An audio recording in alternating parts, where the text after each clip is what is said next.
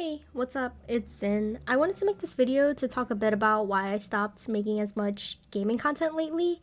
It wasn't something that I planned to cut out completely, it sort of just happened bit by bit, just like any other video game that you might play, but I thought the dynamic that gacha games have on people is quite interesting, so I'll just share my story. For those of you who don't know, gacha games are named after gacha or gachapon or gashapon machines that spew out various toys. The point being that you never know which toy you're going to get.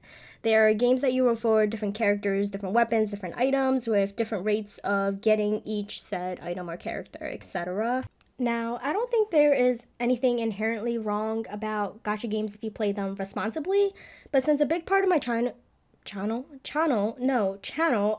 previously was about summoning sessions or gacha game related content, I felt that I should at least say something about it. It doesn't mean I won't play or record any video games regarding them ever again. So in 2020, I lost my job and I was pretty busy with a lot of other avenues in my life, including obviously getting a new job.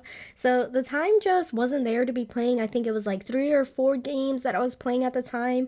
Even when I was only playing 2 games, I felt like I had to choose between them, especially if an event was going on. Over time, I had to prioritize games, and it just got really overwhelming. I feel in gacha games, if you miss an event or you forget to log in, it can feel a bit kind of crappy. You get the sense of FOMO, which is the fear of missing out. And I just really don't like that feeling. The fact that it had absolutely nothing to do with my day-to-day IRL responsibilities, but yet I felt like I had to pledge my loyalty to the game. Over time, some games can start to feel like a chore, and you just keep sinking time or money into it because you've already sunk all this time or money into it. This can happen with other games too, like think of Animal Crossing, where you need to upkeep or update your area, or you have to wait for things to happen, or even games where different things spawn at different times of the day. I was free to play except maybe $5 a year, if that, on one game or another, but I understand how hard this is for other people. Gambling, at the end of the day, that is what gacha is, except you don't really get anything in real life from it. I think there are a million ways to look at it. One, you are supporting the company and all the effort that goes into the development, service, and enjoyment of the game. I don't have a problem with this, but at the end of the day, you are paying for something that you can't necessarily get back or trade. It's not a tangible item which you can give to a friend or pass on, resell, trade to someone. It is something you can use in a sense, but it doesn't last. What you buy isn't really a guarantee, say, currency to roll for a character, or it doesn't last long, like a monthly pass or a weekly pass to get materials or skill boosts or something. Even if it is guaranteed, you can't really get a refund for it, but that might be something that is inherent of digital products in general. For example, I hate how you can't really get refunds on Steam games, but I digress on that topic. I feel like there is a lack of escapism the more you play the gacha games. The daily rituals associated with gacha games makes it feel like it's an obligation rather than an escape from reality. Why do we play these video games in the first place? To be entertained, to relax, to have fun.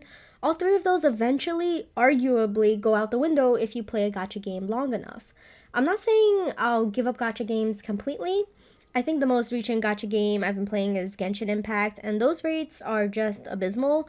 But the game is fun, the environment and the storyline are actually legit good, but now I have to wait for updates that take months for a storyline I'll probably spend a few hours on. As much as I hate that, I might actually still play it when the storyline eventually gets released. Would I have preferred to wait a couple years for a complete storyline? Breath of the Wild sequel, where you at? But I understand that has limitations in the market. Gacha basically means that it can generate an infinite amount of money theoretically, whereas system games are kind of capped in a way. Unfortunately, due to this model, I really don't see gacha games going anywhere anytime soon. Lastly, I really didn't want my YouTube channel to be all about gacha games anymore. I wanted to kind of focus on other things as well, and I was a bit paralyzed by this decision at first because although I did do other videos on my channel, I didn't want to disappoint all the people that watched my videos for the gacha game content that I did. I really do appreciate people for sticking around, and I understand if it's not your jam anymore.